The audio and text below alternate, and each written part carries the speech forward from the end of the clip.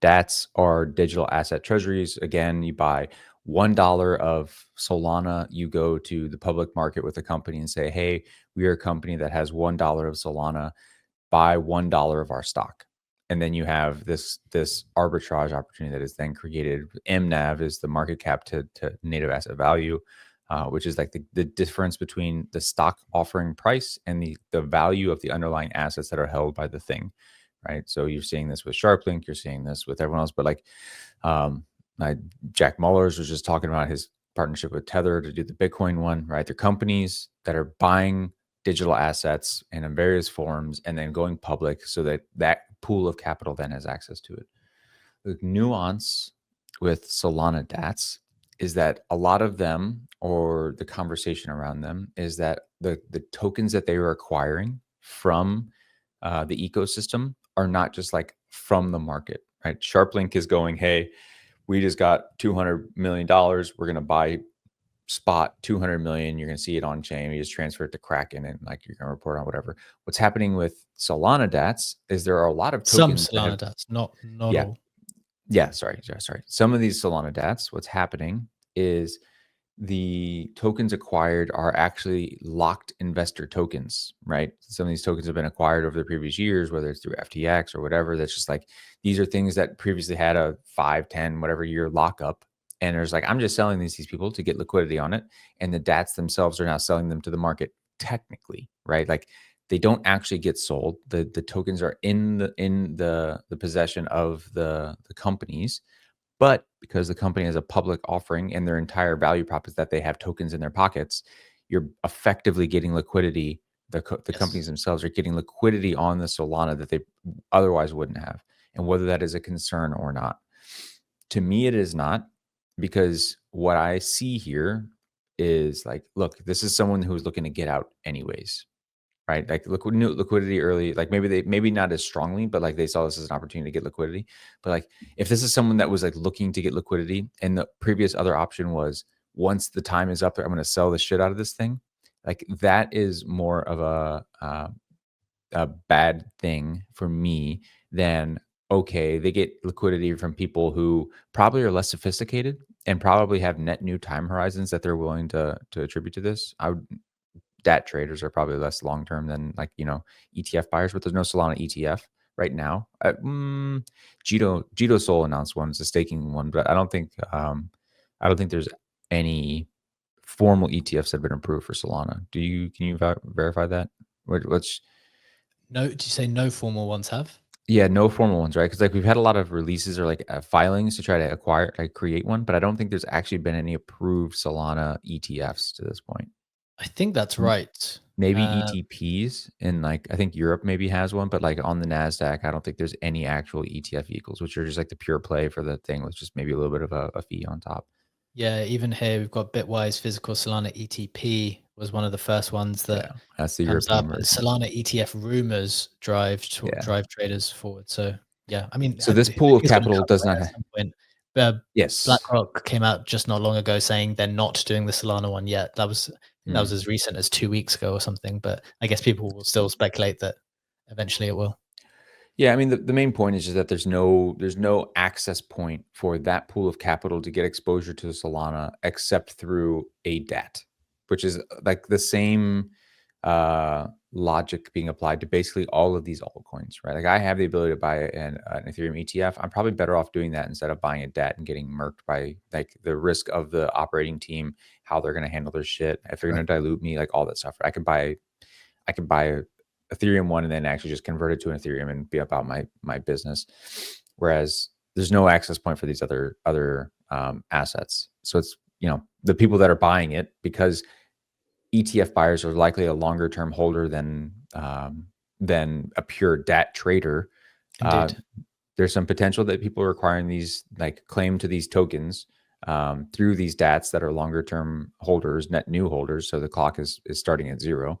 Than the people that have held on to these things for years and are looking to get liquidity on them. So I personally am not too worried about it.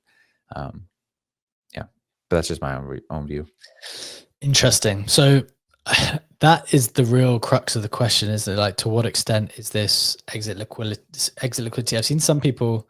It undoubtedly is, right? It undoubtedly Undoubtedly. is. The question is just like, okay, well, are the new buyers, uh, like, in some ways, it's like an OTC where Mm. is it like an OTC? No, not really, because the market price. This is better than an OTC. Ish. Usually, if you're Ish. doing an OTC and Solana's just taking random numbers, something's trading at 2 billion, you do the OTC Yeah, you get a discount or at something 1 usually. Yeah. billion, Yeah. and you have to hold your tokens, and you can sell them in 3 months' time. This is way better than an OTC, and that's the argument for that is that you're transferring, you're raising the kind of initial purchase price of the token. So for the new buyers, they're buying in at 1 bill. You might have been in from 100 mil, you're up at like a 20x. You have to sell Yeah. because what person is going to hold on to a 20x? Like, you need to realize your profit.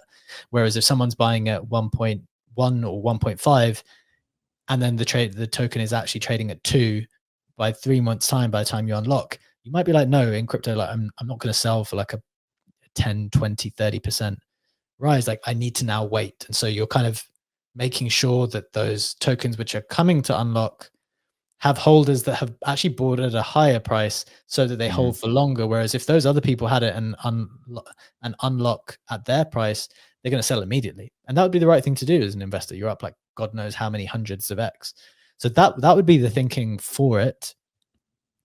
I'm just wondering in this instance whether the buyers are, as you say, like, there is a version of this where if they're long-term aligned, then it's fine. It's kind of retail though, isn't it? So this is the thing that I Well, query. I'm not entirely sure about well, that would be inferring that the buyer of the DAT is the one that dictates how the DAT handles the assets, which is not true, right? that. Correct.